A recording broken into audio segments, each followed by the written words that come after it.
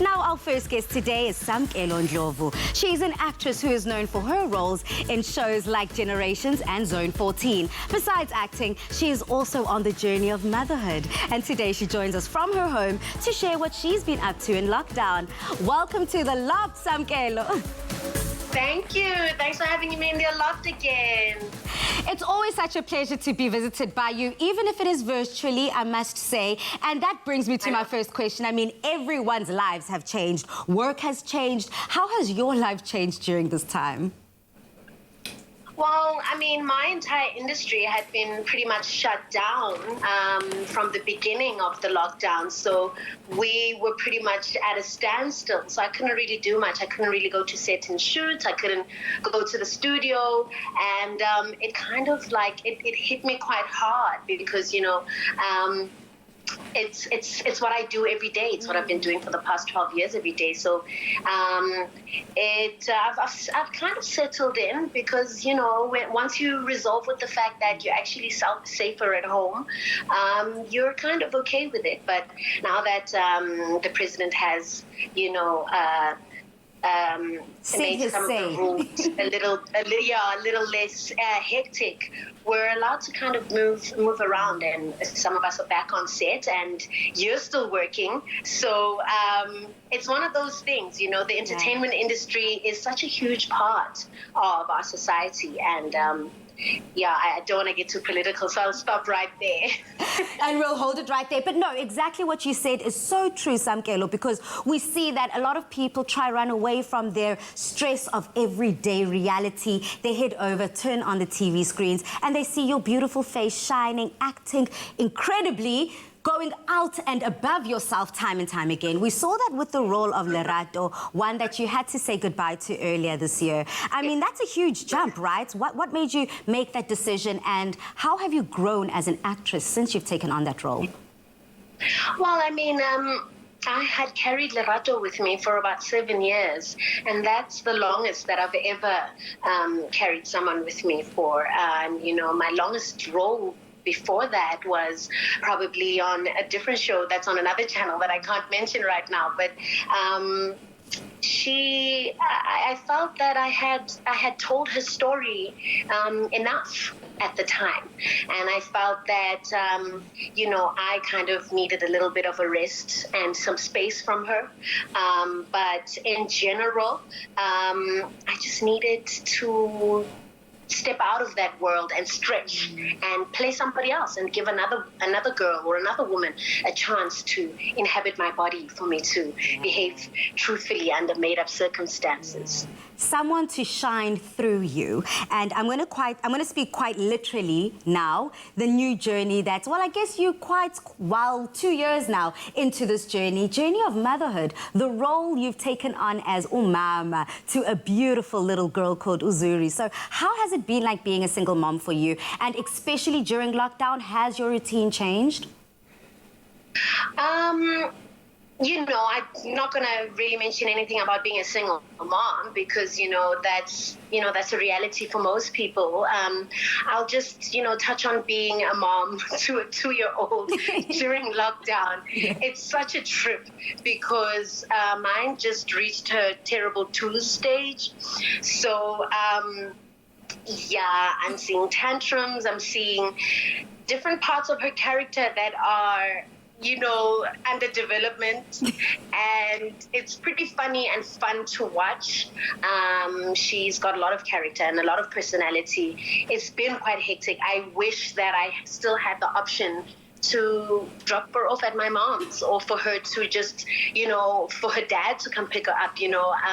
I wish that option was around, but we're stuck together, and, you know, I've had to be really creative. I've had to, you know, download some nursery rhymes on my phone. I've had to look up some craft ideas for us to do together. I've had to do a bunch of things to keep her stimulated because I realized I didn't want to have her watching the television and Peppa Pig all day and just, you know, being that TV zombie kid.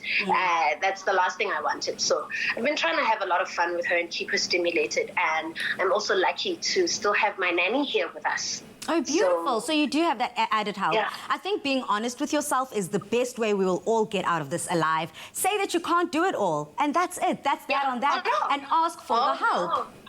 Correct. I've never ever claimed that I can do it all, and I've never even tried. I'm a working mom, and so it's the only option to have, stay in help, who can help you even in very erratic nights, like nights in my industry where sometimes I'm shooting at night or sometimes I'm shooting into the early mornings.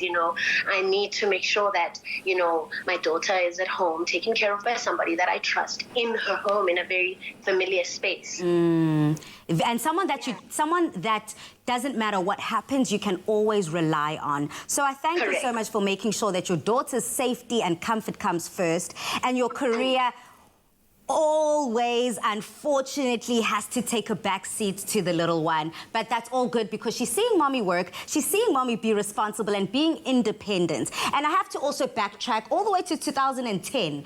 Girl, you worked alongside a big name, and it takes a big name to work alongside another big name. So I think that says so much about your talent. And you worked on a... Yeah, okay. You worked on a feature film called... I see you, sis. TACA. Well, you knew where I'm going with this, Vel. Okay. TACA, you have to tell me about that. You worked with Trevor Noah. I mean, back in the day, was he the same Trevor Noah that we know and that the world recognizes today? TACA was amazing. It was my first film that I did, literally straight out of college. In fact, they cast me while I was still at film school, and we only started shooting just after I left. It was amazing. It was quite a huge learning curve for me as a filmmaker. I had just come out of college, like I said, so they beat that stuff into your head like a drum. It's like boot camp over there. So for me to step out and immediately step onto a set was pretty awesome for me, and it really did, solidify the idea in my head that this is really what I'm supposed to do. Yeah. I played Trevor's love interest in the film. It's a soccer film, and he played one of the soccer players. Okay. It also had Kagiso Lediga and Anele Mdoda. She tried her hand at acting there as well, which was pretty cool. We had a close relationship in the film as well. Trevor's always been fun. Trevor's always been a goofball. Trevor's always been the person who, is doing, impressions and impersonations, and he's always been a fun guy. He's always been a guy who's trying to joke.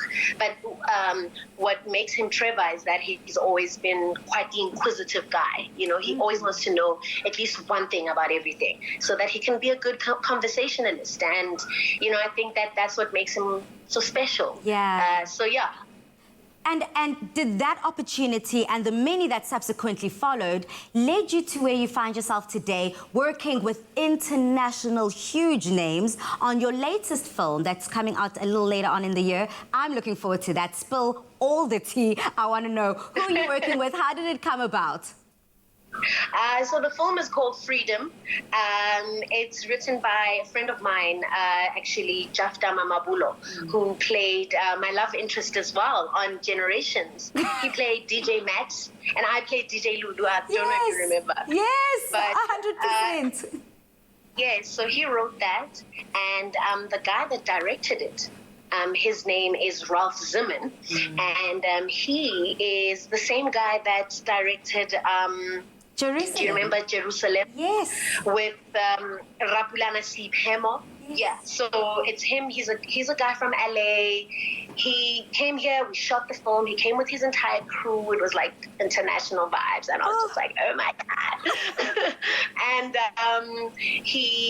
we shot the film, and he took the footage, went to LA with it, and it has been edited, and I think it's ready for release. So I think, because a lot of things have been put on ice a little bit, in terms of the entertainment industry and awards and, releases of films. I'm not sure when in the year it's going to be released, but it's definitely going to be released this year. Looking forward to it. Congratulations. What a huge break. A break that many actors and actresses are dying for right now. That international platform. But we trust you with it, and we know that you're about to soar through and through. Finally, a word for your viewers or people that are in the same industry as you and are finding it really, really challenging. Excuse me, sorry, please repeat that. Any final words for your fans, South Africans who love you? Oh, final words. Final words.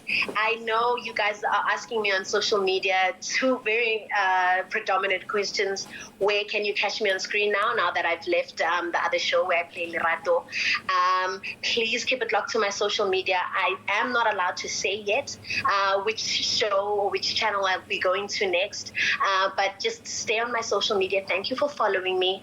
And the next predominantly asked question that I get asked a lot is, when are we getting music, Samu? Yes! I'm busy. I promise I'm busy. I even had equipment brought to my house so that I can record remotely and not have to wait for the lockdown to end. So please keep it locked to my social media. I will let you know, and I'll drop a link when you least expect it, and you can hear me do my thing. Do your thing the best way you do. Yeah, and thank you for everything. Thanks for following me, guys. I really, really love you. I see your messages every day. I see your DMs. I see your tweets. I see your Instagrams and your Facebooks. I see everything, and I appreciate the love. Thank you for watching me wherever I go. Thank you for following me and for loving your samurai. Oh, samurai lovers we are. Thank you so much, Sissy. And trust me, we're going to have you back on Afternoon Express as soon as you release that album. Yes, this is pressure. Yes, you will. You'll be getting that exclusive, sis. That good.